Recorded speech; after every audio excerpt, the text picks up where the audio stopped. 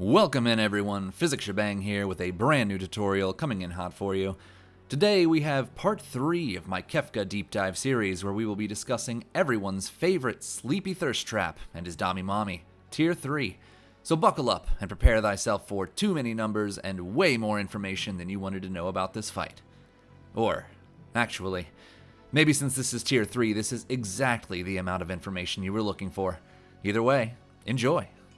For this tier, we'll only have 2 different targets, lady or girl in the upper left, and rest or sleep on the bottom right.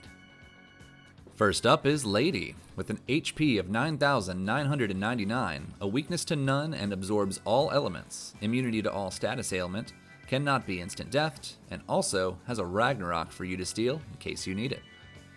A couple of her notable abilities will be Calmness, which will put a random party member to sleep, and Peroquenariz, which will heal all targets for the amount equal to her remaining HP. The Calmness is in quotes because it's not the one you might be looking for. For her battle script, if her HP is anything, turns 1 and 3 will be Peroquenariz, or nothing. Turn 2 and 4 will be Peroquenariz, Calmness, or nothing, with turn 5 being Peroquenariz, nothing, or nothing, and repeating until she's defeated. If Sleep was defeated before she will immediately then cast Life 2, which will revive Sleep with 9,999 HP, so make sure to focus her down first. For some important tips, do make sure to take her out as quickly as possible using your strongest physical attacks or non-elemental spells. Also be mindful of using some non-elemental options include the spells Flare, Meteor, or Ultima, and the lures Blowfish, Quasar, or Grand Train. Any of these options will work just great for her. And now for the problem child, sleep or rest. With an HP of 40,000, a weakness to nothing but also absorbs nothing, is immune to all status ailments, cannot be instant deathed, and has an Atma weapon for you to steal. Now Sleep does have a number of very problematic abilities to deal with. Whirlwind, a 100 hit rate magical attack that reduces all opponents to 1/16 HP. Merton, a 100% hit rate fire wind magical attack on all, with 138 battle power that ignores magical defense. Meteo, an 80 hit rate 60 battle power magic defense ignoring magical attack that can deal a maximum damage of approximately 1,600, so be afraid. Train, a 100% hit rate 0 damage magical attack on your party that inflicts mute and blind, and lastly, Calmness, a special single-target physical attack that instantly kills the target. Now for his battle scripting, if his HP is greater than or equal to 10,241, or if he has taken less than or equal to 29,759 damage, his first turn will be Whirlwind, Merton, or nothing, with his second turn being Battle, or Condemned, which he will repeat until his HP is less than or equal to 10,240. Now once he is reduced to less than or equal to 10,240 damage, he becomes very predictable, with all of his turns being everybody's favorite, Meteo. As for counterattacks, once his HP reaches the same damage threshold of less than or equal to 10,240 HP, when he is attacked, he will cast either Meteo, Train, or nothing. So do be very mindful of attacking him once he has passed this damage threshold, as you might be inviting some very deadly or at least very problematic counters.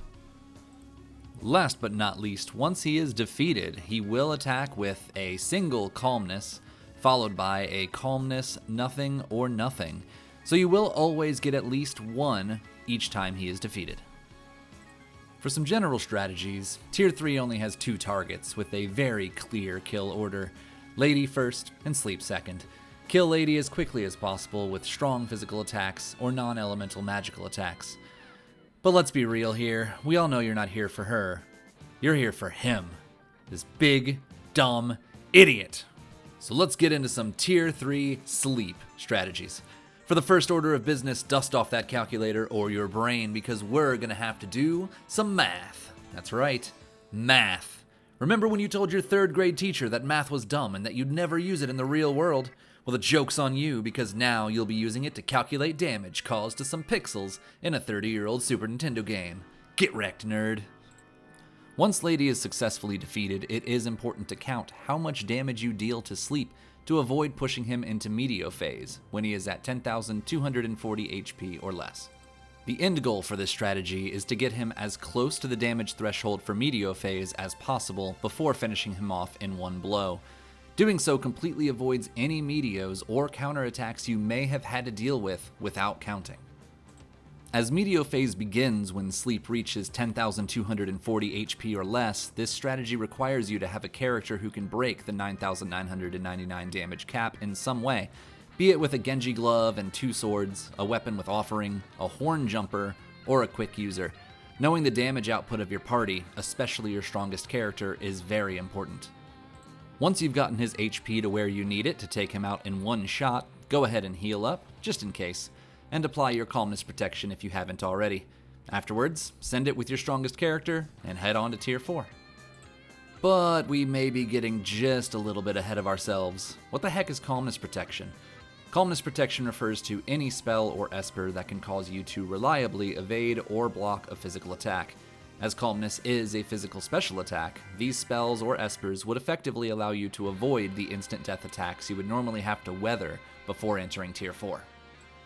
Some effective Calmness protection would be the Golem Esper, the Fenrir Esper, Life 3, True Knight, which would be usable if you're having a Valiant Knife user, as the True Knight will automatically defend any character with low critical health, so that would at least protect your low life characters such as a Valiant Knife user. A Mirage Vest, which is effective for each tier, however, it could be broken earlier on in this tier by a physical attack that Sleep might do, so it isn't always entirely reliable. For advanced strats, anything with Vanish can be a problem, so Vanish and Phantom, they do work, but do require special considerations. And lastly, just block the Calmness, duh.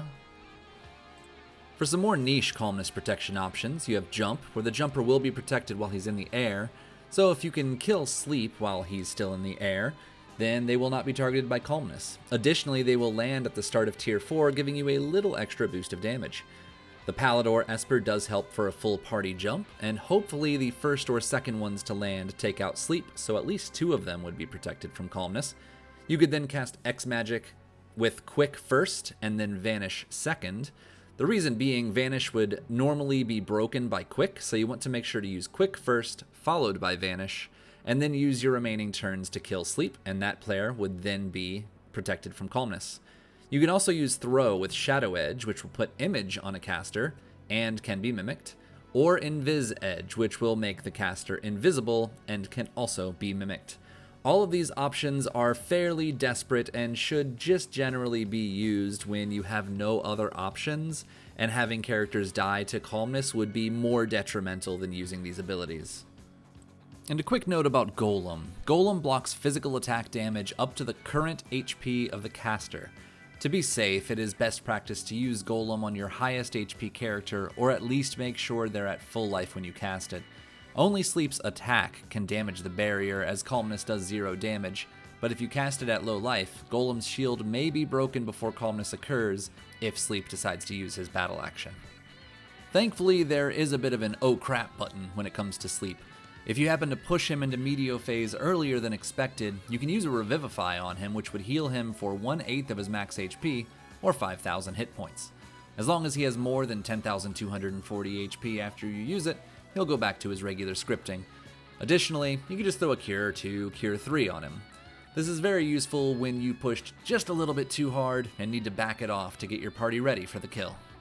Note that relics cannot stop Calmness. Relics that state that they can prevent death do not prevent death by Calmness.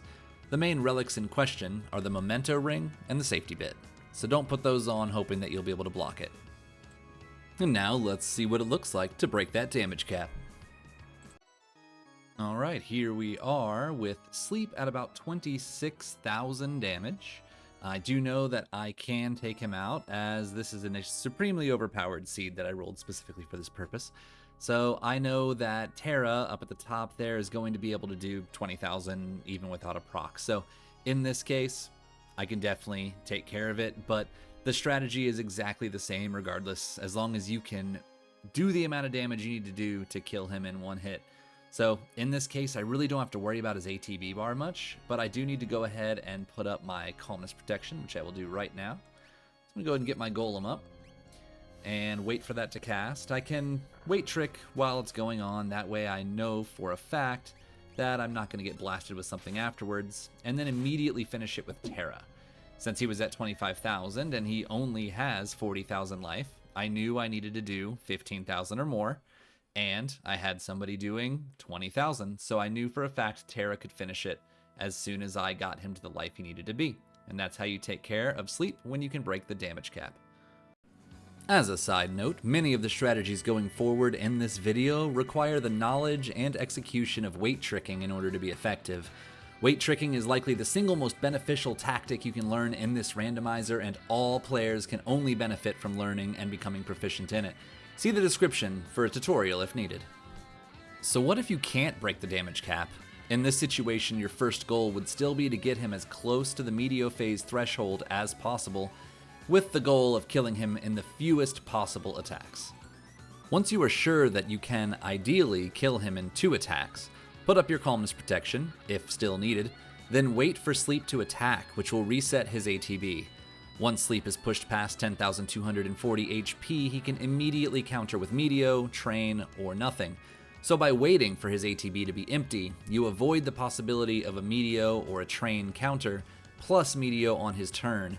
Double Medio ends runs, so be very careful with this.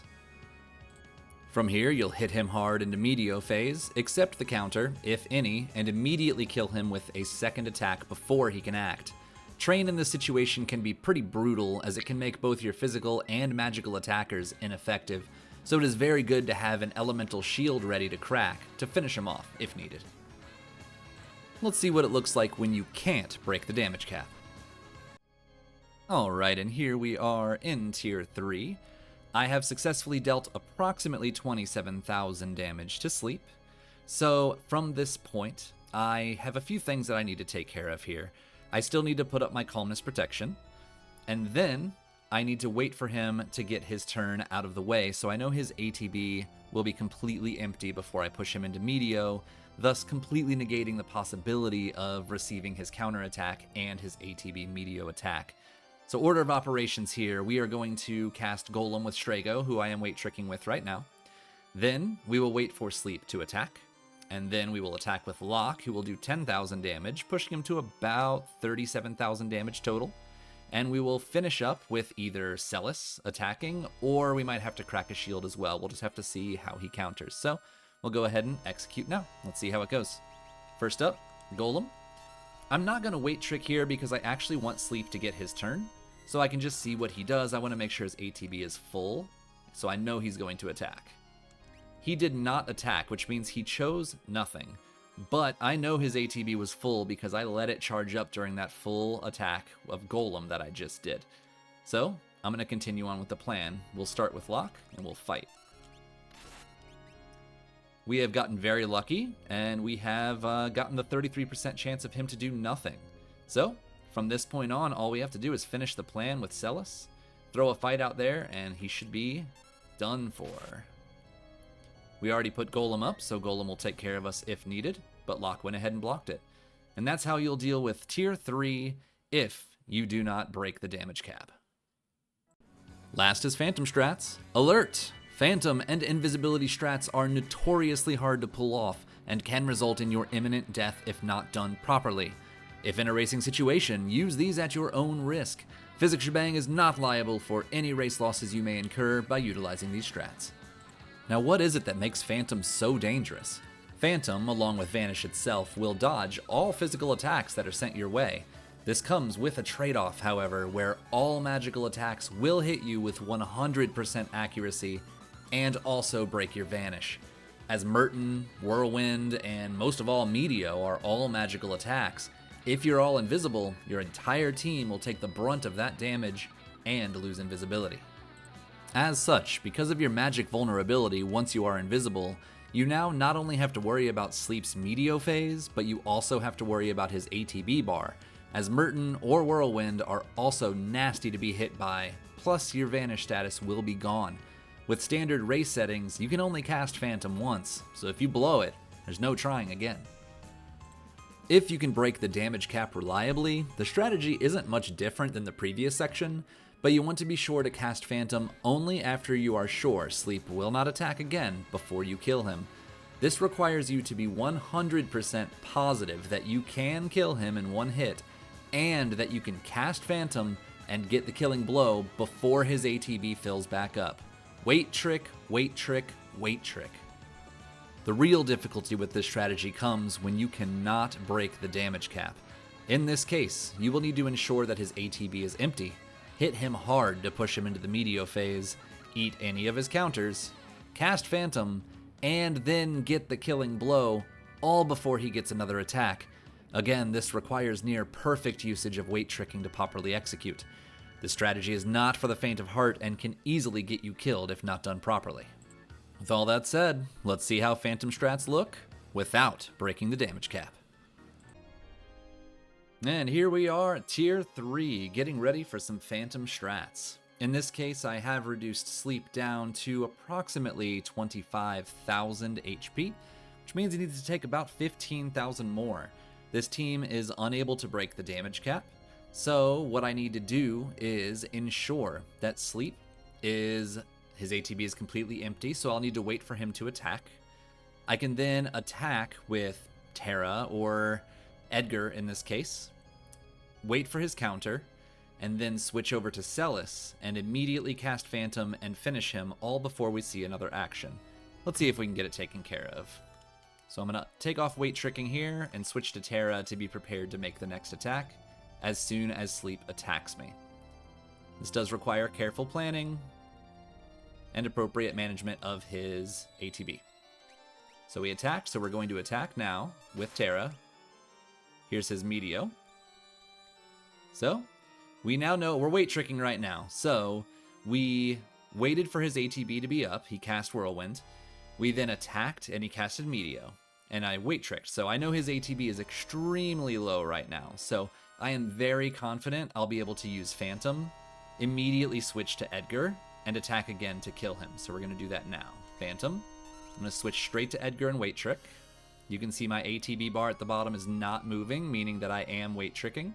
That means that Sleep's ATB is also not going up. So, with Phantom, you see that everybody is now invisible, and I have to make sure to kill him before Medio happens. So I will fight, which will finish the fight for me. This is the process that you have to go into in order to make this work consistently, which means it can sometimes be a bit slower because you have to wait for his ATB to fill up. But that is the strategy on using Phantom strats safely on Tier 3 without breaking the damage cap. Oh, we ain't done yet. One more time from the top. And for our last showcase of this video, this will just be a full clear of Tier 3. I have not touched either of these opponents. Nobody has acted. I'm simply sitting in Strago's menu, weight tricking. So we're going to go through this start to finish. I'll explain my way through it and go from there. The first thing that we're going to want to do is take out Lady. Thankfully in this particular seed, this is a legitimate seed that I ran, not a crazy OP one. My lock is doing 10,000 damage with an Atma weapon, so we're just going to use that to take Girl out, as she only has 9,999 HP and doesn't want to get hit with elements. That is the obvious path. So let's do this. I'm going to switch over to lock and fight her. So, we have just taken her out, quick and easy. If that wasn't going to kill her, I could easily have attacked with Celis here, who has a Ragnarok, and that would have finished her off one way or the other. So now, we're going to do some counting. So, we have about 7,000 there, and this particular party is just really strong with my two attackers. So, we're now at 7,000. I'm going to go ahead and plop my Golem down. Alright, so I just finished not weight tricking. We know he's at about 17,000, so his attack should be coming up right about now.